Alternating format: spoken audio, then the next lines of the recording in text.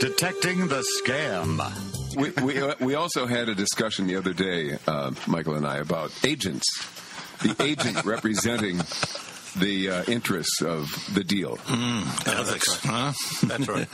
Well, I mean, the question that always amused me over the years is, well, let me step back a second. When I first started practicing here in the United States, I'd already practiced in South Africa and in Europe. It sounds a lot more glamorous than it was. But people would come to me and they would say to me, clients would say to me, what's it like doing business in Los Angeles as compared to Sydney or Hong Kong or Johannesburg or London? And I would say to them, I'm going to tell you, you're going to laugh, but I promise you it's the truth. When somebody in South Africa or London says to you they have the rights to a widget, what it generally means is they have the rights to the widget. In Los Angeles, when somebody says to you they have the rights to the widget, it can mean one of at least three things.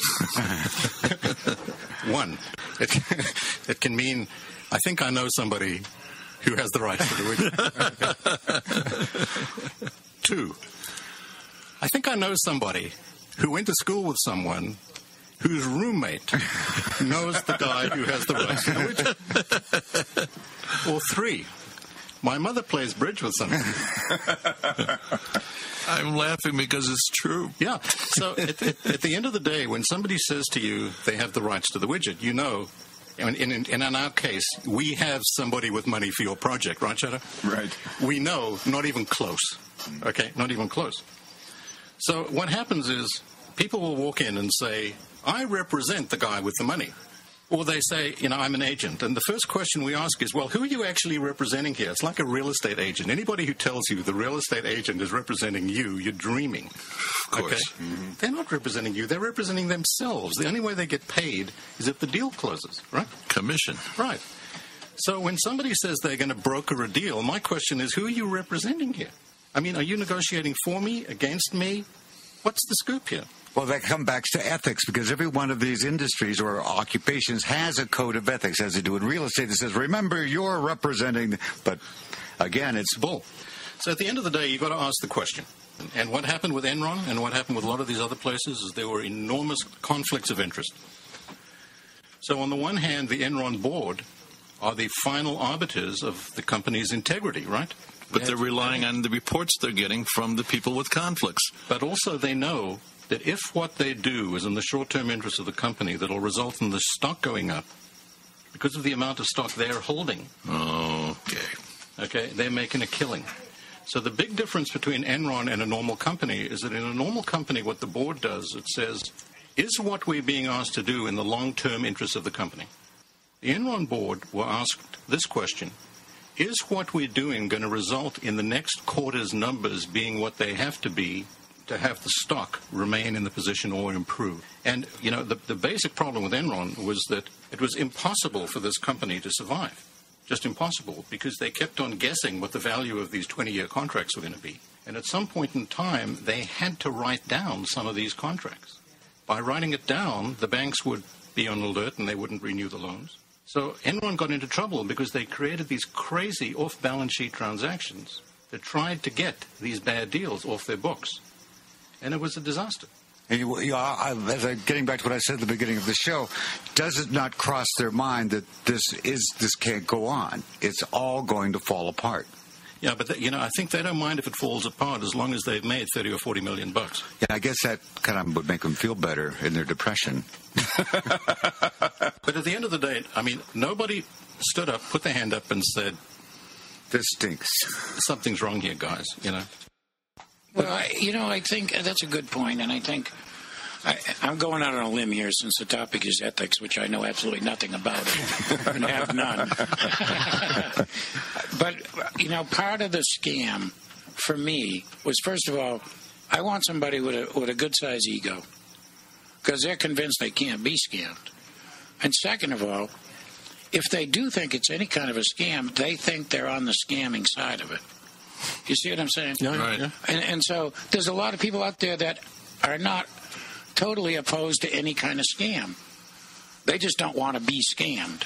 Right. You know what I mean? So if you even play it out like you're allowing them in on your side of the scam, then they're in with both feet. You know what I mean? And then you can take it as far as you can go with it, you know. But, I will tell you one other thing, and Shadoe actually reminded me of this driving over here today. There are some people who think that if they say things with enough conviction, that very conviction is the truth. It'll be the truth. Absolutely. I hear this every day in my practice. Yes. Yeah. So you've got to be careful, and you've got to listen. And, I think that the one problem with lawyers, and I can say this because I'm a lawyer, and no disrespect, Don, is that lawyers are not very good listeners because it's difficult to listen with your mouth open. It's so true. And it's a problem. And that's why, incidentally, I think lawyers are terrible negotiators. And I know I'm not going to endear myself to anybody by saying that, okay? The problem with lawyers is that lawyers want to control the room. The problem is that people don't like being controlled. So when I've got a lawyer on the other side of a negotiation, I know I got a problem. Because the issue in a negotiation is what constitutes success in a negotiation. Now, I'll tell you that most lawyers believe that a successful negotiation is one in which the deal is signed. Okay, that's what the lawyers hired for. Let's do the deal.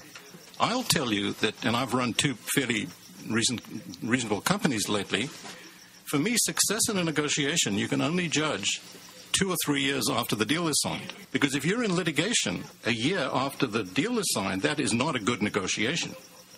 A good negotiation is one in which you are continuing to do business together, and you want to do business together, and he refers more clients to you, or more companies to you, or more business to you. And unless you and your lawyer understand or agree on what constitutes success in that negotiation, you're doomed. And from my perspective, success is having an ongoing business relationship after the deal is done. And I've told Shadoe many times that I view a negotiation as a window, okay?